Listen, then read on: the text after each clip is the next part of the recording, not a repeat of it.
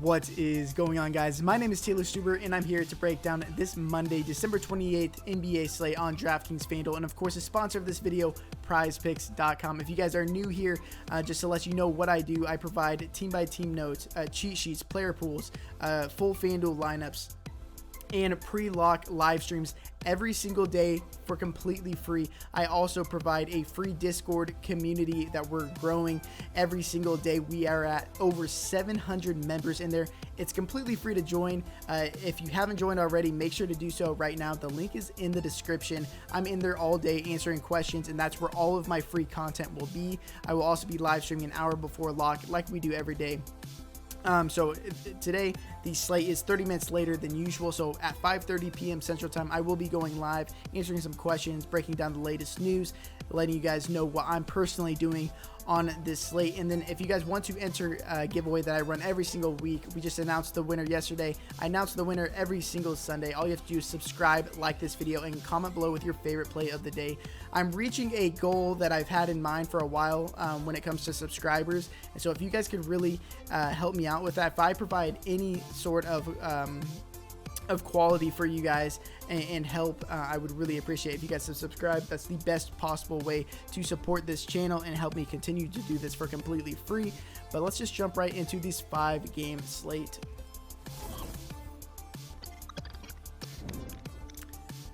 So we will start with the Detroit Pistons at the Atlanta Hawks. 225 over under. Hawks are currently 9-point favorites, and the line has been moving towards the Hawk like crazy after news that we got that Blake Griffin and Derrick Rose are both going to be missing this game due to rest issues. So yeah, the minutes are going to be spread around, and so is the usage. Both of these guys were the leading players on this team in usage rating, so a lot of minutes and usage to go around. Sekou Demboya was through the preseason, through the first 2 games, was the direct backup to Blake Griffin. I expect him to start in his place. He's only 3,400 over here on DraftKings. On Fanduel, he's a little bit more than the minimum price. I believe he might be 36. He's minimum price, yeah, at power forward. I think he's one of the best plays on the slate. In the preseason, we saw that he was very, very active when he was out there on the court. So I love Sekou a ton today. And then other guys that are going to be very, very popular, but for good reason, are guys like Killian Hayes, DeLon Wright. Should split those 28 Derrick Rose minutes. We know that he's on a limit this year. So whenever Derrick Rose is playing, he's playing 28 minutes. So those are going to be divvied up between DeLon Wright and Killian Hayes. And they're only 4.2K and 4.6K. I think both of them are great plays. I slightly prefer Killian Hayes as of right now because I think he plays more in that 32, 34 minute range, assuming this game stays competitive, which is a stretch with how thin they are at this point. And then Jeremy Grant has had the highest usage on this team currently with Blake Griffin and Derrick Rose out. We saw in the preseason that he was out there to shoot the ball and score. The reason he came over to this Pistons game was for a increased offensive ability and opportunity to score the ball when he's out there. So I don't mind Jeremy Grant whatsoever at 5.9K. I think he offers a ton of upside. He absolutely smashed the last game out. And then Jahlil Okafor, I think that he's going to end up missing this game. Him and Mason Plumlee have been splitting those 48 center minutes, but he missed practice yesterday, so I don't think that he's going to play today, and so that's going to leave a ton of minutes for Mason Plumlee, and maybe we get Isaiah Stewart coming in for the first time this year, or we might see Jeremy Grant at the 5 whenever John Collins is playing the 5 behind Clint Capella for the Hawks. So we could see a lot of Jeremy Grant, a lot of Mason Plumlee. Mason Plumlee over his career has averaged over a fantasy point per minute, and he was already playing like 32 minutes a game in regulation anyway, so absolutely love Mason Plumlee today. Move over to the Atlanta Hawks.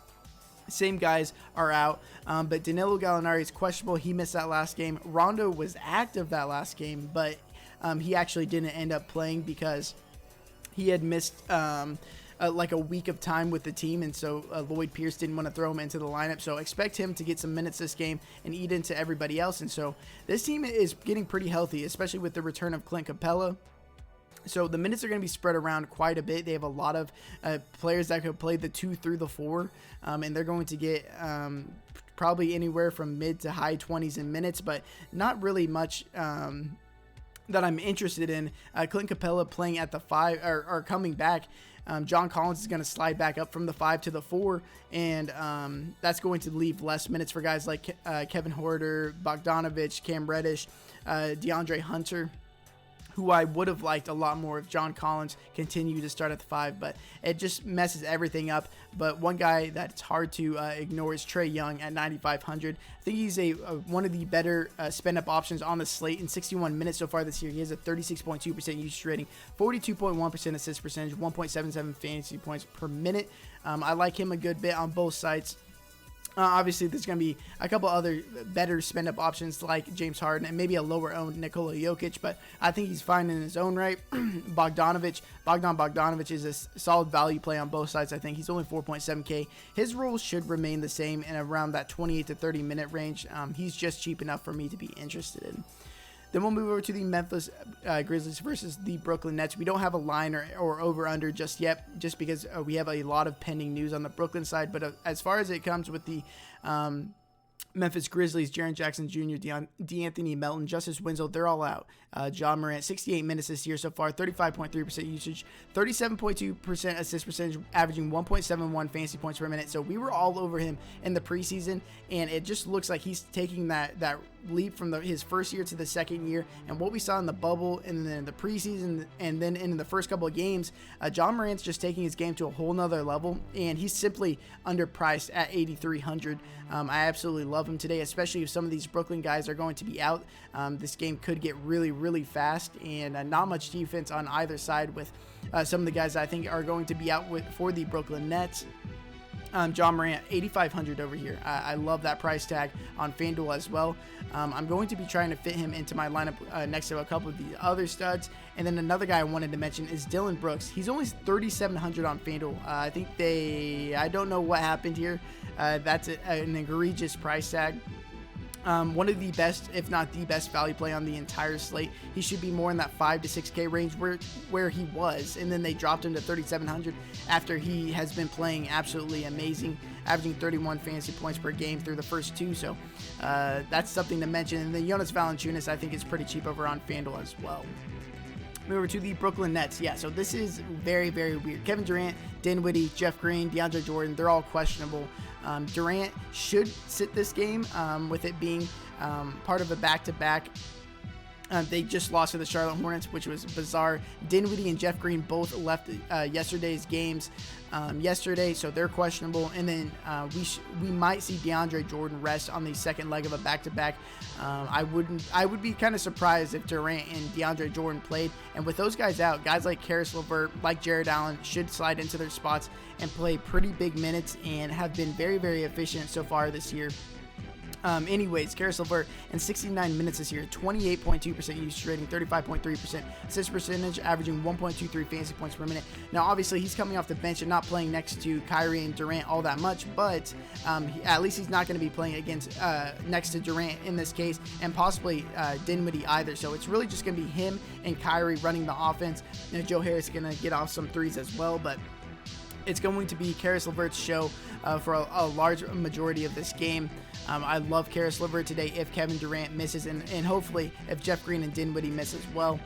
Jared Allen in 66 minutes. If DeAndre Jordan misses, we're going to see a ton of Jared Allen today because they don't have the luxury of playing small at the 5 with either Kevin Durant or Jeff Green against a guy like Jonas Valanciunas. So I would like Jared Allen quite a bit. He should play over 30 minutes if DeAndre Jordan does miss, but he's averaged 1.07 fantasy points per minute so far this year. And then Kyrie Irving has been one of the best fantasy players this year so far in 95 minutes. In 3 games, he's averaged 28.4% usage, 31% assist percentage, averaging 1.53 fantasy points per minute.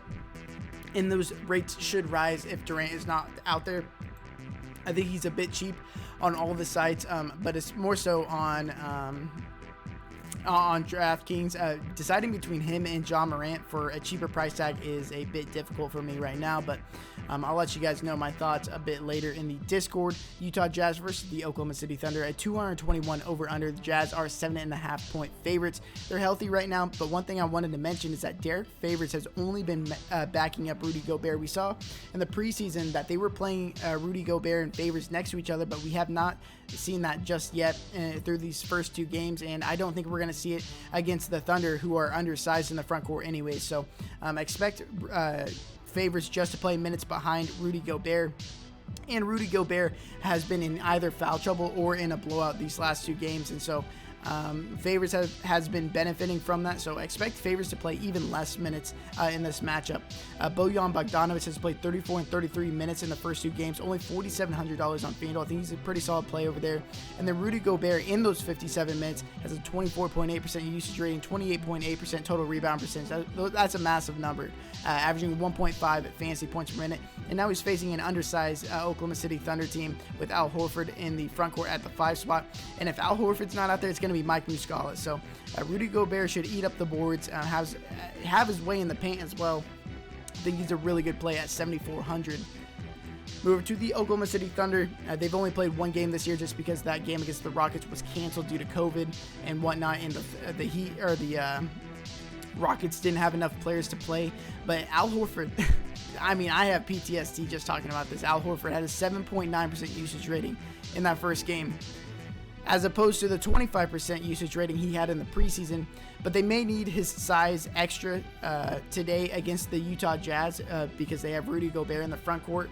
And then, like I said, Muscala would get ate up by Rudy Gobert if he was out there. So I'm expecting around 30 minutes for Al Horford today. Hopefully his usage rating raises a bit. I mean, it doesn't get any worse than 7.9%. That's ridiculous. And he still put up a solid game. I mean, if he even had like a 15% usage rating, he would have turned out like 32, 33 fantasy points. So people are going to be off of him this game. But I think in GPPs, I think he's definitely viable. I think that Shai Gilgeous-Alexander, Luguentz Dort, and Darius Bazley are all viable in cash games. Shai Gilgeous-Alexander played 34 minutes with a 35.1% usage rating, 37.5% assist percentage, averaging 1.54 fantasy points per minute. Exactly what we expected from Shai Gilgeous-Alexander with no Dennis Schroeder, no Chris Paul, no Danilo Gallinari. I mean, this team as a whole is sapped with offense outside of Shai Gilgeous-Alexander. So I like his price on DraftKings. I think that's fine, but on FanDuel, he's only 7,800. I think he's a lot better play over here than he is on DraftKings. Move over to the Houston Rockets and the Denver Nuggets. Yes, so John Wall, Eric Gordon, DeMarcus Cousins, Ben McLemore, Chris Clemens, they're all out again due to COVID and whatnot. Chris Clemens obviously out for the year, but they ran a 9-man rotation that last game. That's all the guys that they have on that roster right now. But Broderick Thomas and Bruno Caboclo only played 3 in 9 minutes. So it's pretty much a 7-man rotation right now. And between David Nwaba, Sterling Brown, and Jayshawn Tate, the rookie, whoever's running hot is going to get the minutes as the 5th player on that team, because guys like Daniel House, Christian Wood, Harden, Tucker, Tate, all these guys are going to be playing mid to high 30s in minutes in regulation. So I'm going to run it back with James Harden. I don't care if he's 11,200. I don't care how fat he is, how many strip clubs he's going to. He has a 35.1% usage rating, 65.4% assist percentage, average 1.85 fantasy points per minute in that first game. And you should see a similar scenario against this Denver Nuggets team if they want to stay competitive with them. Absolutely love him. And then Christian Wood, they raised his price to $7.2K, but that's still too cheap. 28.4% usage rating, 18.8% total rebound percentage, average 1.26 fantasy points per minute, but he played 38.5 minutes in regulation. They don't have any other bigs. They're going to need him out there against Nikola Jokic, because if he's not out there against Nikola Jokic, it's going to be PJ Tucker, and the size differential there is immense. So I absolutely love Christian Wood today. Only downfall to him is if maybe he gets into foul trouble with Denver, with Nikola Jokic, but that's not something I'm going to bet against. And then Daniel House, PJ Tucker, they should play like 35 minutes in regulation. They're only 4,800, but I mean, their usage ratings were crazy low. I mean, it really doesn't get much worse than what we saw last time out. So if their minutes are that secure at 4,800, they're not necessarily the worst plays on the slate. Move over to the Denver Nuggets. JaMychal Green is out again, which should boost the minutes to Paul Millsap, but Paul Millsap, Michael Porter Jr., Gary Harris, as we saw on Christmas Day, they were all benched for the last 17 minutes of the game just due to bad play, and they kind of led somewhat of a comeback with those backup guys next to Jamal Murray and Nikola Jokic. But Jokic, he leads the team in usage, assist percentage, total rebound percentage, and fantasy points per minute in a cake matchup against against Christian Wood. He's only 9.8K. He's probably my favorite GPP play, or favorite stud play on the slate outside of James Harden. I'm going to try my best to get up to him, Christian Wood, and James Harden, but there's plenty of value, especially with the Detroit guys and some of the Houston guys, that you should be able to do so. Yeah, I think he's too cheap at 9.8K. And without JaMychal Green, without Mason Plumlee on this team, they just don't trust the backup bigs all that much. And so they're giving him extended run. So instead of seeing the 32, 33 minutes we saw last year from Nikola Jokic, now we're seeing like 36, 37 minutes. And I think I want to be ahead of the pack when it comes to playing Nikola Jokic this year. I think he's a stud play. And then Michael Porter Jr., and go back on Jokic. He's played 36 and 38 minutes in regulation so far this year, so that backs up my point. Michael Porter Jr. has the second highest usage rating on this team, but he had foul trouble in the first game, and then the last game he got benched for that last 17 minutes. So if he were ever to get full run, which he should, especially against this horrible Houston defense, unless the game blows out in the favor of the Denver Nuggets, I like his price a ton on FanDuel at 5.9K. He has been pretty good anyways in the limited minutes that he's been given, but give him a full game and I would absolutely love Michael Porter Jr. And then Jamal Murray, I think he's just too cheap on FanDuel with how many minutes he's going to play on a night-to-night basis. Only $7,100. Really good play over there on FanDuel. Move over to the last game of the slate with the Portland Trail Blazers versus the Los Angeles Lakers. Another game like the Brooklyn Nets where we really don't know what's going on. The over-under and spread has not been released just yet because we're waiting on a ton of news from the Lakers side. But on the Trailblazers side, Carmelo Anthony, Zach Collins, they are out. Carmelo dealing with a COVID thing. Derek Jones, minutes. As we know, Derek Jones has been starting over Carmelo Anthony anyways, but his minutes seem to be very, very secure with no Carmelo Anthony right now. He played 25 and a half minutes in the first game, but no minutes in the fourth quarter due to a blowout. And then he played 31 minutes in regulation. The last game played all of overtime, so he ended up getting up to 36 minutes. But I think 32 to 34 plus minutes for Derek Jones is definitely plausible with no Carmelo Anthony. Has a lot of guys on the Los Angeles Lakers team that he could be used defensively out there on. One of the better value plays on the slate, only $4,000 over here on DraftKings on FanDuel. I believe he is $3,600 at the small forward position. So he is a good play over here as well. Yeah, he's $3,600. Yusuf Nurkic, one of the better point per dollar plays on the slate. It seems like the minutes limit is still there to an extent. He's $6,800 on both sides. But he played 30 minutes of regulation the last time out, and then he played all of overtime. So if he was on a true minutes limit, they wouldn't have let him play all 5 minutes in overtime, and so he ended up getting up to 35 minutes. So if we can expect around 30 minutes from him at 6,800, I like him quite a bit. And last year he averaged, if I can bring this up, 1.14 fantasy points per minute last year as a whole. So if we're getting 30 minutes at 1.14 fantasy points per minute at 6,800, I think that's a pretty solid play. Damian Lillard this year has a 27.3% usage rating and a 1.212 fantasy points per minute, but last year he had a 29.9% usage rating, averaging 1.38 fantasy points per minute. So expect the rules to flip with CJ McCollum and Damian Lillard. CJ has been the guy garnering all the usage and fantasy points per minute, but if you look at all of last year and even years before that, the roles have reversed. So don't get too biased by what's been happening recently. Expect Damian Lillard to start taking over sooner rather than later. Don't really like his price tag over here on DraftKings at 10.3K, but over on FanDuel, he's only 9.4K. I think he's a really good play over here, and it's going to go under-owned just because of what's been going on recently with CJ McCollum doing so well. Move over to the Los Angeles Lakers. So yeah, Anthony Davis missed Sunday's game. LeBron James is questionable. I mean, he might sit because it's the second leg of back-to-back. Both of these guys might miss. We don't really know what's going on right now. It sucks that it's the last game of the slate, so we're really going to have to prepare for that ahead of time. But I'll let you guys know what to do during the stream. And hopefully, the Lakers are pretty good at this. They'll let you know early in the day what's going on with that. But if either of these players miss, it's going to be Dennis Schroeder, Montrezl Harrell, Kyle Kuzma. I think they benefit the most. Montrezl Harrell is pretty much unplayable over here on DraftKings. They brought his price up to $7,500, ridiculous price tag. Over on FanDuel, it's a lot more palatable. If both of the guys miss, he might be interesting. But I'm just going to stick with guys like Dennis Schroeder, Kyle Kuzma for the most part. But on FanDuel overall, I think these Lakers guys are just a bit too cheap. Dennis Schroeder only $6,000. Kyle Kuzma's $4,200 again. So if LeBron or Anthony Davis miss, both these guys get a big bump. But yeah, appreciate you guys watching this video. All the support you guys have been showing me lately. I will be live streaming it at 5:30 p.m. Central Time, an hour before lock. Make sure to join that Discord, guys. It's completely free. I'm trying to get over to 1,000 members within the next month. I know it's a lofty goal, but I know you guys can help me do that. So appreciate you guys watching this video. Best of luck today, and until next time, peace.